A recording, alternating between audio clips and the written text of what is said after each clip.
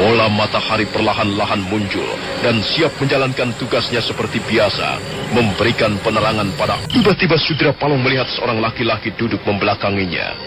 Dia duduk dengan tenang sekali di bawah pohon kemenyan yang tumbuh subur. Matanya menatap birunya lembah dan hijaunya daun-daun pohon yang tumbuh di sepanjang kaki bukit. Angin sejuk menerpa rambut laki-laki itu yang panjang sampai ke bawah pundaknya. Maaf Tuan. Maaf kalau saya telah mengganggu Tuan. Laki-laki itu tidak menoleh. Bahkan dia sama sekali tidak bergerak. Matanya masih menatap birunya lembah. Bolehkah saya bertanya sedikit? Jalan manakah yang harus saya ambil jika ingin pergi ke kota Majapahit? Laki-laki itu masih juga belum bergerak. Sudra Palong menjadi kesal. Dia merasa dipandang enteng. Tapi belum lagi dia mengulangi bertanya. Laki-laki itu memutar kepalanya perlahan. Sudra Palong terkejut melihat cara laki-laki itu tersenyum. Dia tidak tahu mengapa dia tidak menyukai senyuman itu. Seperti di belakang senyuman itu tersimpan suatu niat iblis yang tersembunyi, yang setiap saat dapat mencabik-cabik tubuh seseorang. Kau ingin ke Majapahit? Iya. Saya belum tahu jalan. Ikutlah saya. Saya juga akan ke Majapahit. Benar. Mau ke Majapahit? Kita harus menyeberangi bukit-bukit di depan itu.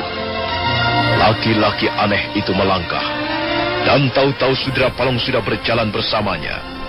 Sekali waktu Sudra Palong melirik ke wajah laki-laki itu, kemudian pedangnya yang tergantung di pinggang. Pedang itu bentuknya aneh, seperti dua buah bulan kembar.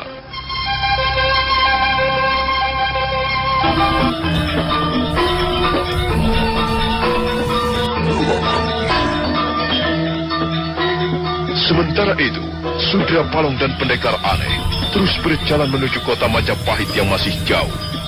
Selama dalam perjalanan, pendekar aneh lebih banyak diam. Dia hanya bicara jika perlu saja. Sudra Palong masih belum mampu menyelami jiwa sahabatnya di tengah perjalanan itu. Benar-benar aneh tingkah lakunya. Jangan-jangan dia pendekar yang sudah tidak waras jiwanya. Majapahit masih sangat jauh. Karena itu, kita jangan terlalu sering istirahat, Tuan. Baiklah, mari kita jalan lagi. Dan mereka kembali berjalan. Sudra Palong semakin melihat ada banyak keganjilan pada diri temannya. Orang itu sepertinya kurang menghiraukan keadaan di sekelilingnya. Tiba-tiba Sudra Palong ingin menjajal kemampuan temannya.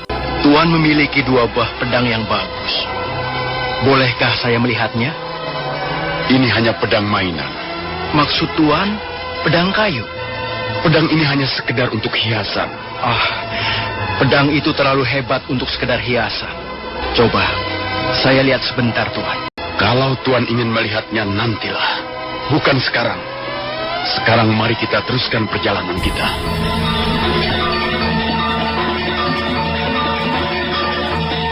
Malam itu mereka menginap di desa Kapopongan. Mereka tidur di bekas wihara tua yang sudah porak-poranda. Sudra Palong terbangun dan telinganya segera mendengar suara orang melantunkan bait-bait syair. Sendiri memandang bulan di pangkuan malam. Hidup mengalir penuh keluh kesah terpendam. Langit tidak lagi bernyanyi. Di wajahmu kulihat duka yang dalam. Malam terasa sangat panjang. Di mana muara penderitaan ini sesungguhnya? Mengembara pekerjaan yang melelahkan dan membosankan. Dengan tidur atau tertawa sepuas-puasnya. Atau dengan membelai khayalan tak bermutu. Selamat malam, Tuan Sudra Palong. Rupanya Tuan yang melantunkan bait-bait syair. Indah sekali syairmu, Tuan. Tuan suka syair-syair yang indah. Saya pengagum keindahan. Orang yang menyukai keindahan biasanya mampu mengambil langkah-langkah yang bijak. Bagaimana pendapat Tuan? Saya kira Tuan tidak lagi mendengar nada putus asa di dalamnya. Iya, memang. Tapi syair itu terlalu mengerikan. Saya mendengar suara maut meraung keras sekali. Bukankah maut ada di mana-mana? Di sini juga ada maut. Di sini? Apa maksud Tuan? Baiklah. Kita hentikan saja permainan yang kurang sedap ini. Lebih baik kita tidur. Besok pagi kita harus meneruskan perjalanan. Perjalanan kemana? Kau tidak akan pernah sampai di Majapahit, Sudrapalo.